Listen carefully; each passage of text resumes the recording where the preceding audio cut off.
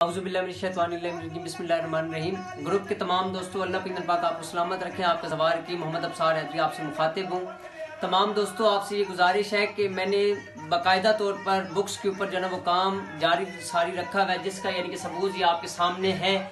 आप ये चेक कर सकते हैं कि मैंने मुंदरे किताब इंशाल्लाह 12 रबीउल अव्वल के बाद इंशाल्लाह तमाम दोस्तों को इंशाल्लाह हम भेजेंगे, और साथ ही बहुत ही अच्छी हम रूनुमाई करने वाले हैं। तकरीबी रूनुमाई होगी इंशाल्लाह, जिसमें तमाम दोस्तों को अवार्ड्स भी दिए जाएंगे और असनाद के साथ भी जो है ना वो नवाजा जाएगा।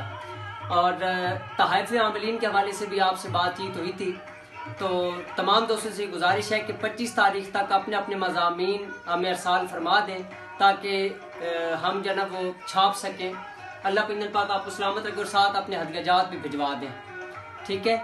और तीसरी ये बात है कि तमाम दोस्तों से ये गुजारिश है कि जितनी भी दोस्त हैं वो ग्रुप के अंदर अपनी हाजिरी को मुमकिन बनाएं, ताकि तमाम दोस्त जो है ना वो इल्म से एक दूसरे को नवाजते रहें। अल्लाह पिंगल पाक आपको सलामत रखें। आपका अपना ज़वार की मोहम्मद अब्सार हैदरी, बहुत शुक्रिया।